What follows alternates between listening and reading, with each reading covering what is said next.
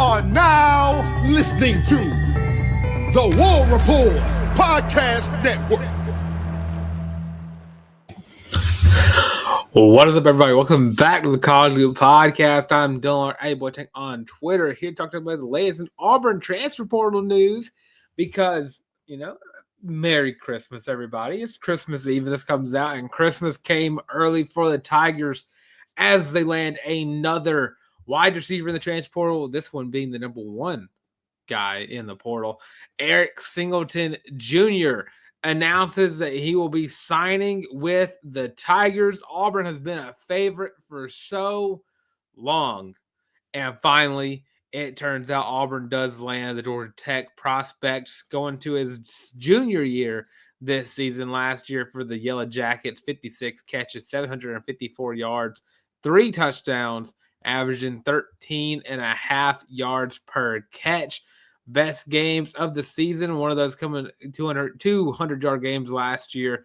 One against NC State where he had 5 catches or 106 yards. And then an FCS game had 100 yards, but also that. Adding on to that, against Georgia, 8 catches, 86 yards, and a touchdown. Also combine that with 3 carries for 14 yards. On the year in total, he talked about his receiving yards, 21 catches, or 21 carries, 131 rushing yards, and a touchdown for that matter. Also averaged 6.2 yards per carry, so a jack of all trades. 5'11", 190 pounds. You got a home run target. He has hitting 700 yards in back-to-back seasons with Georgia Tech, and he's joining a very solid wide receiver room for the Tigers going into next season. So, yeah, massive pickup for Auburn right now. They are currently number 4 on 3 and 24/7 at transfer portal rankings. Auburn just getting pieces that they need, and of course, you combine what you're getting out of Eric Singleton with what you're getting out of Horatio Fields. So, what are you getting with Eric Singleton? You're getting someone you can plug and play and fill the role that you gave to KLS last season. Cam Coleman is going to be Cam Coleman. He's going to be your number one guy. But you need someone to also have that ability that KLS had, the home run threat ability, the for sure hands that KLS had. You need that with Eric Singleton. So, looking forward, we're not going to talk about the defense quite yet. It's going to be kind of hard to put that defensive depth chart together. But, looking ahead towards the season next year, because that's what we're going to be talking. It's what we're talking about all off season long is the next season. So, Auburn's offense right now, looking at who has been picked up and what it looks like moving forward. You got your quarterback settled. Or you at least you think so. Jackson Arnold should be your presumptive number one guy moving forward. Behind him, you're expecting Ashton Daniels to take up the number 2 spot. And then, of course, you have Deuce Knight, who's going to be your 3rd guy. And then your 4th guy, you're probably going to have to call up one of your walk-ons, one of your PWOs to come up and be an emergency guy to look for. Starting at running back, this is where it's one position where it gets a little tricky.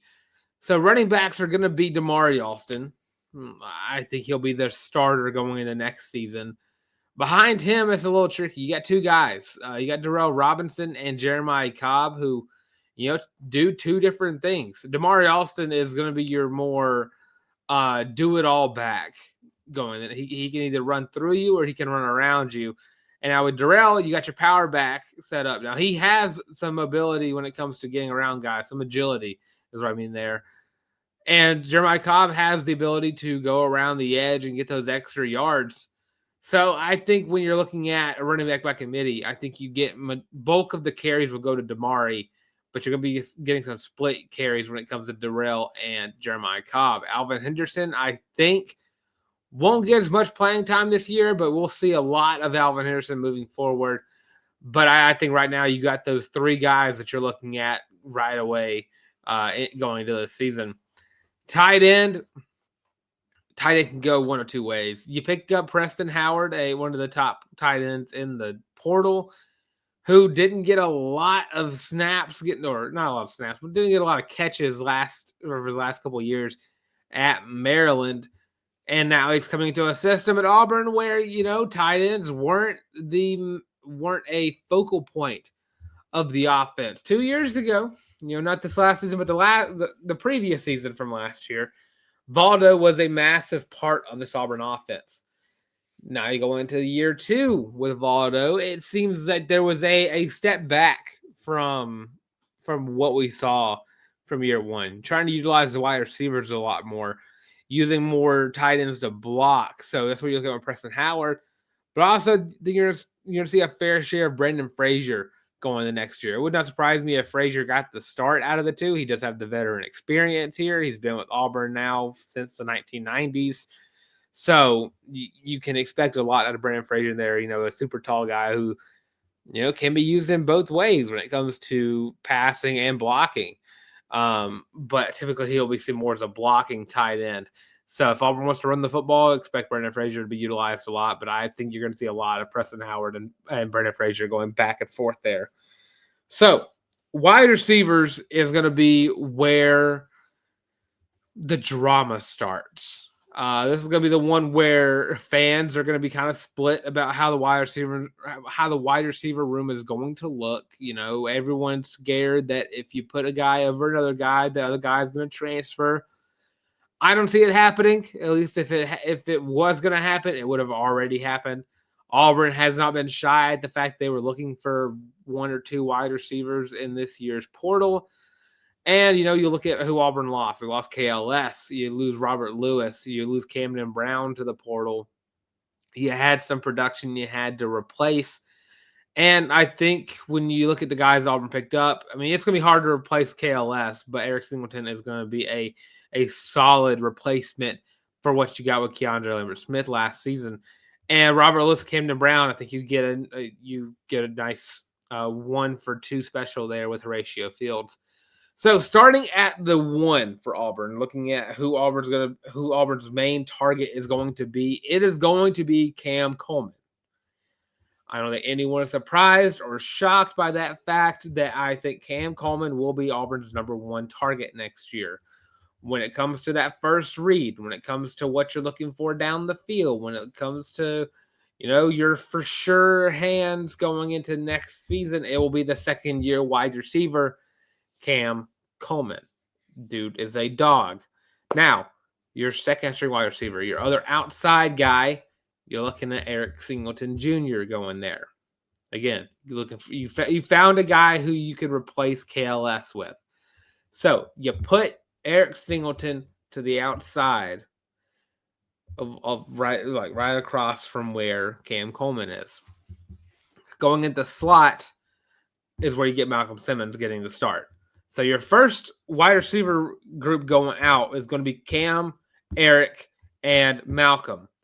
Right after that, and where everyone gets scared, right after that, you're going to have Perry Thompson step in right away.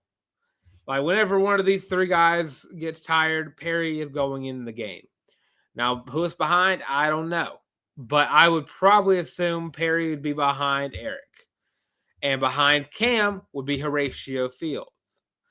So that solves your 1 and 2 for your outside guys. Behind Malcolm Simmons is the last member of the Freeze 4.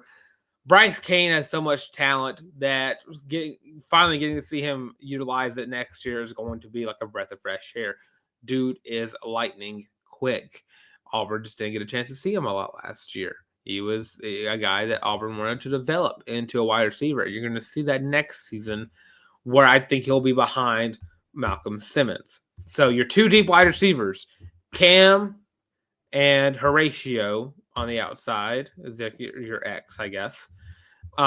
Your Y will be Eric and Perry, and then your Z is going to be Malcolm and Bryce. I think that's the best way that works out for the wide receiver core. You're gonna there, and people. I understand the argument people make, like there's not enough passes to go around. These players are gonna get the ball. Perry Thompson demands the ball with his talent. Cam Coleman demands the ball. There's going to be opportunities for all these guys to make plays. Now, there are going to be guys in front of you that are going to get in there first. I think Eric Singleton, with the experience he has, that you kind of expect to see a little bit out of him. But Perry's younger. He's going to get his time too. He is going to get play. He's going to get a lot of catches this year. He's going to get more catches than he did last year for sure. But Perry's going to be seen front and center. And it wouldn't even surprise me if they put Perry on the outside and put Eric in the inside at the slot, and then Cam on the outside, and then Malcolm just goes in whenever and wherever. And you got 4 starting wide receivers instead of just 3 that you usually see. Especially with tight end. I mean, you might see 4 receivers on the field instead of having a tight end because you don't know what you got yet out of that position. So you're going to see you're going to see all these guys a lot next season, especially with Jackson Arnold. You're going to be running a lot of RPOs. Hopefully you get some development over the offseason for the former 5-star quarterback. Offensive line, pretty much, I would say cemented in a way, especially your middle 3. I'll go start from middle and work my way out. So go center, guards, tackles. So at the center position, Connor Liu, no shocker there. Dude is a dog. Dude is definitely the best player on the offensive line last year. Your guard, Dylan Wade, is coming back to play left guard. He has announced that he will be coming back for his last year of eligibility. And then, of course, right guard is going to be another guy who's got some age to him, got some veteran leadership to him as well. Jeremiah Wright, who will be returning to the Tigers in 2025. And then your tackles are going to be your transfer guys. You know, you're going to bring in a one of the top tackles out of this transfer class in Xavier Chaplin out of Virginia Tech. I think he's going to be your left tackle, and I think I don't want to think anything right now, but yeah, I hope that he'll be the tackle that Auburn fans were expecting out of Percy Lewis. Now, Xavier Chaplin, PFF grades, if they do stand true, dude was absolutely legit last year and did not give up a lot of sacks. I believe 0 is the number on that. And then your right tackle will be Mason Murphy coming out of USC. So that's my projected lineup for the Tigers in 2025 for the offense. Defense, again, I'll have to think about the defense a while because that secondary group, the linebackers, I just don't know yet.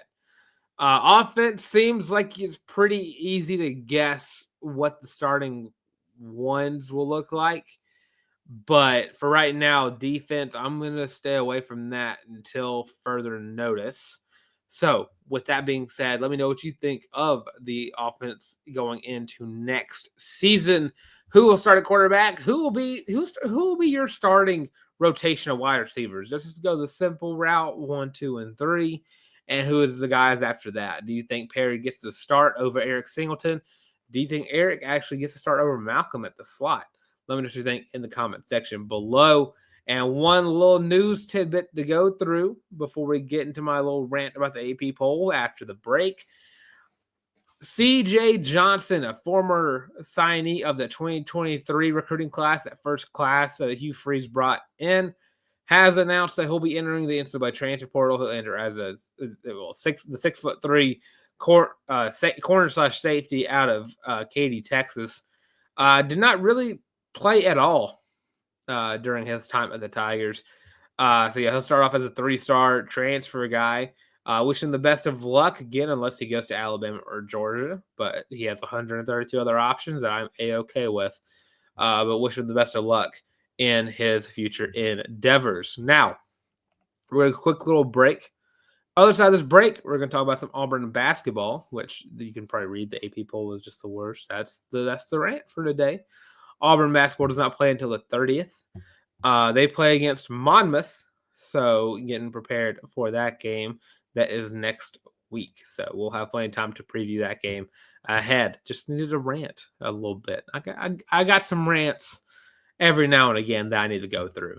But we'll come back after this break, talk about some Auburn basketball, and then I'm going to give my official CFP predictions, what I didn't do the 12-team playoff. I don't believe in the 12-team playoff. It is against everything I think is great about college football.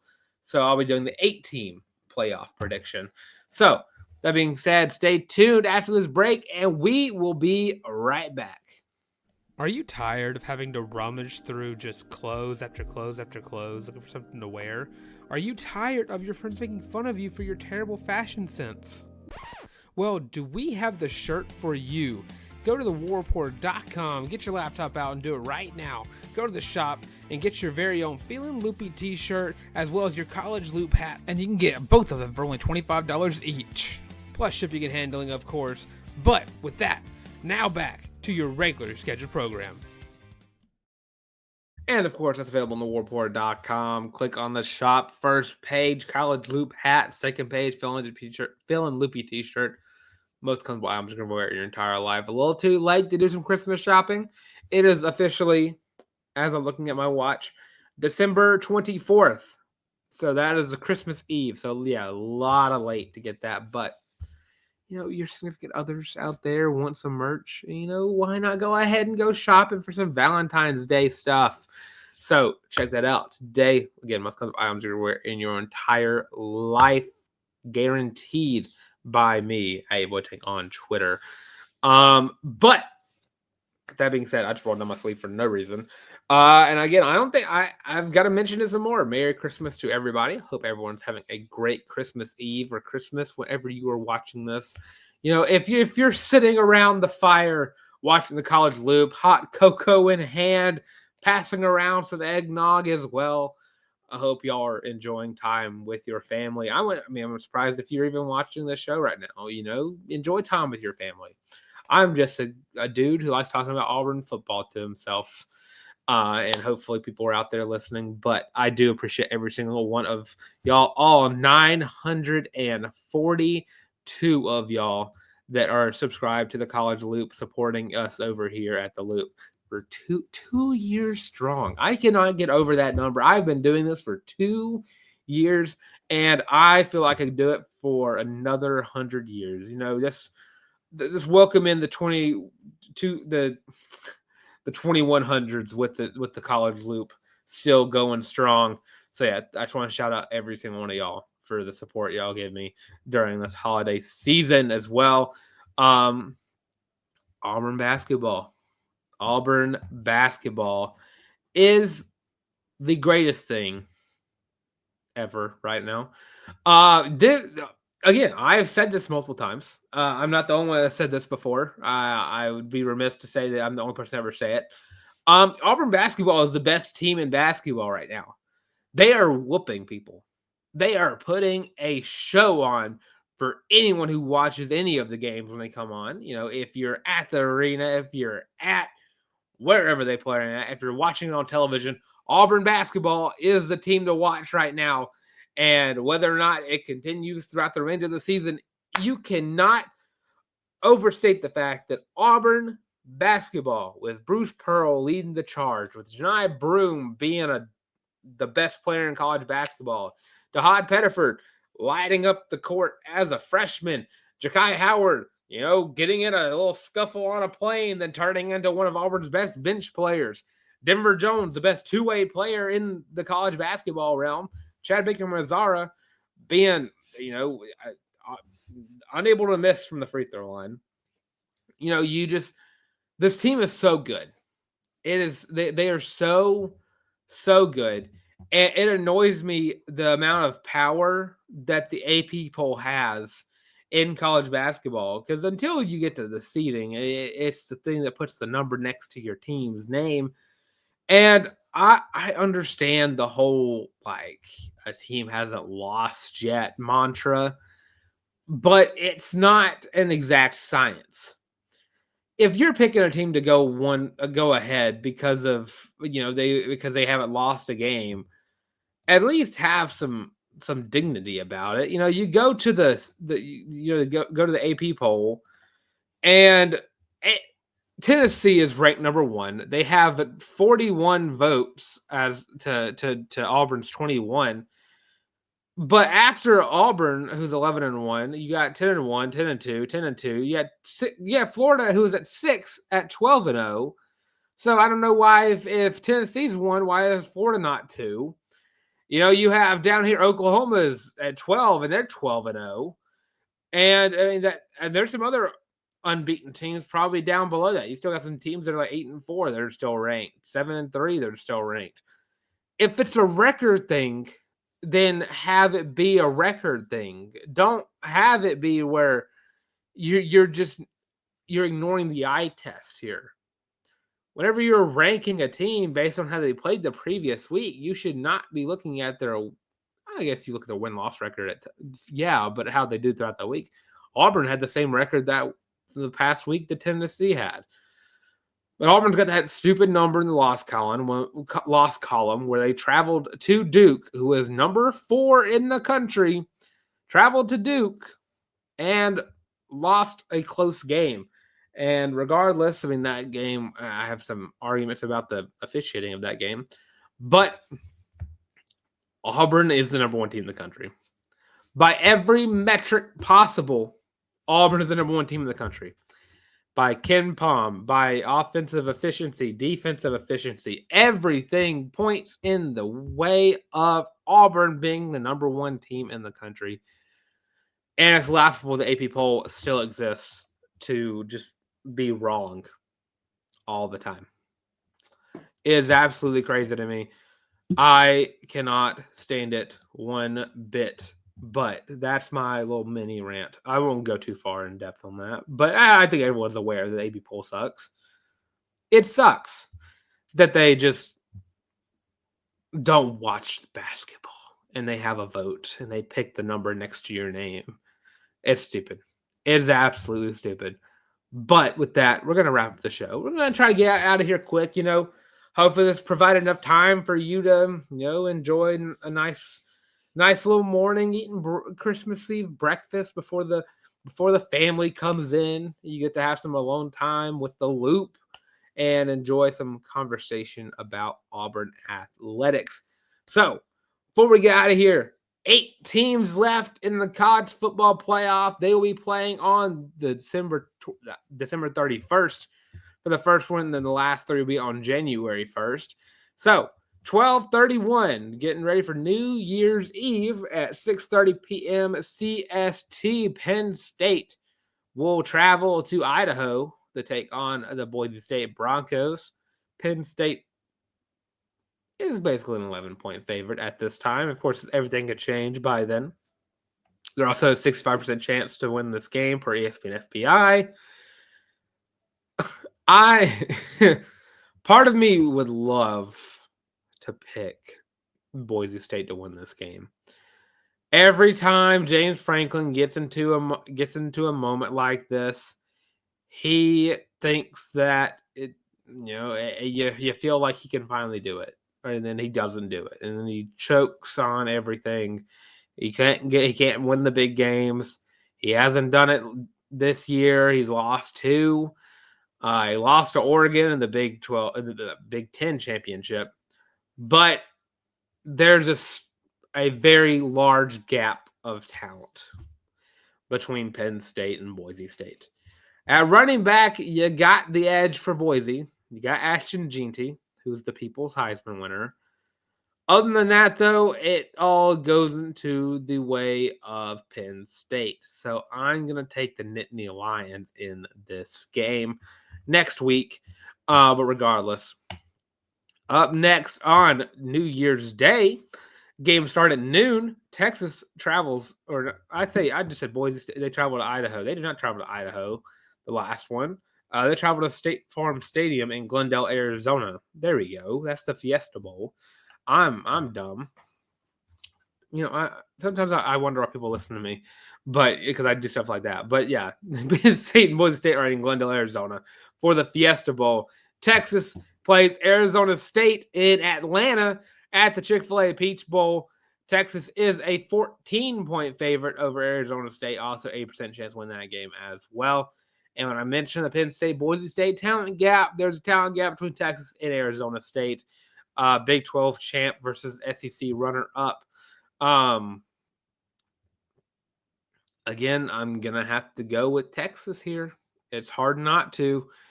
A lot of those edges go into the favor of Arizona, go into the favor of Texas.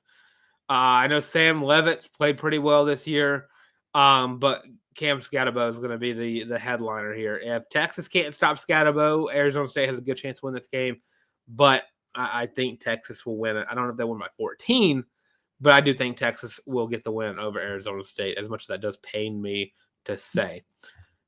And then probably the game of the playoff so far. You get a little rematch of the early season of the Big Ten. Undefeated Oregon, who is 13-0, will travel to the Rose Bowl, take on Ohio State, who is 11-2, number 8 team in the country. Ohio State actually favored to win this game, but I am fully on the Oregon hype train this season. If Oregon does not win the championship this year, they will never win it. Everything is in their favor this season. So I'm going to go with the Oregon Ducks in that one. They have not wavered yet. And then the last game, favored by 2 in this game, Georgia will travel to, I believe, New Orleans. Yeah, New Orleans to take on Notre Dame in the All-State Sugar Bowl. Georgia number 2 team in the preceding, Notre Dame number 7. Again, Georgia favored, but ESPN FBI says Notre Dame is favored. You don't have Carson Beck in this game. You got Gunnar Stockton, who was a dog against Texas and pretty much helped them secure that overtime win. This one is the toughest one to pick, or one of the toughest ones to pick, in my opinion, because you don't know exactly what you get out of Georgia here. But again, I don't think you need a good quarterback to be good if you're Georgia. You won a lot of games with Carson Beck. You won a lot of games with Stetson Bennett. You've won a lot of games before with Jake Fromm. And you won a lot of games with so on and so forth. Enter Georgia quarterback name here, and you can fill the gaps in with how many wins they got. So, on January 1st at 7:45 p.m., I think that the Notre Dame Fighting Irish will take down the Georgia Bulldogs in the Sugar Bowl. And if I put a confidence rating on that, out of 1 to 10, it'd be a 4. But I'm more confident of picking Notre Dame than I am of Georgia. I don't know. They looked really good against Indiana. That score did not really show how dominant they were against Indiana. Injuries pile up. Does Carson Beck have that much of a chokehold on the success of Georgia's offense? We don't know. Gunnar Stockton will be the one to prove that on January 1st. But yeah, I'm gonna pick Notre Dame. It's be the only upset I pick, I think. For like betting odds, yeah, or I guess they picked Oregon State or Ohio State to beat Oregon, but that's stupid of them. But yeah, leave your predictions. Of course, after those, I'll do the 4 team, and then I'll do the championship pick. But yeah, let me know what you think of the playoffs going forward. I know I've gotten a couple comments about the playoffs in general for my last little rant I had on the Sunday pre-recorded show. Where someone said that we should stick with 12 to 16 just to give Auburn a better chance of getting in. And this is Buddy Skinner, 1633 saying this. Enjoyed each game even though they were lopsided. Brings more fans, teams into the mix, etc. I'm happy for your opinion, but I don't agree with it. I definitely think 8 teams is like them. 4 teams was good. 6 teams could be good. 8 teams could be good. 12 teams. Everyone after 9, you done lost too many games probably, and you don't need to be in the playoffs. It's just my opinion, though. Everyone's entitled to their own opinion when it comes to college football playoff. The NCAA reigns supreme because they are dictators of the sport, of all sports, really, in college athletics. But that is for this time of the College Loop podcast. Of course, Merry Christmas to everybody, and to all a good morning, because it is 8:30 as this comes up, and then whenever you watch it, good afternoon or good evening, or Merry Christmas in general, whenever you are watching this episode of the College Loop. And I just want to say I'm thankful for everybody yet again who has ever liked, commented, watched, subscribed, whatever you've done to help support the channel. I support and love every single one of you.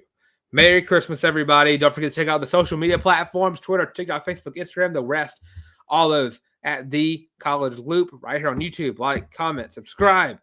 And, of course, leave your thoughts on the Auburn wide receiver room. Who do you think gets the starting nods out of the first 3 up? Leave that below. And, of course, don't forget to check me out on Twitter and Instagram myself. Twitter, you got me at your boy the Tank, at YABOY the Tank. Instagram at Larck, DYLENLARCK. I'm back from my little engagement trip to Charlotte. It was a lot of fun. Got to watch the Panthers get an overtime win and eliminate the Cardinals from playoff contention. That was awesome to watch. NFL games, Auburn will always be, the pinnacle of game day atmosphere. But I was pleasantly surprised by how loud a small stadium got for a team that was just getting their 4th win of the season. That's so cool watching that happen. But super fun trip. I don't really know how to put that into a question, but yeah, cool trip. Would love to go again back to Charlotte. But with that being said, thanks for watching some of the College Loop podcast. Merry Christmas yet again. And as always, War Eagle.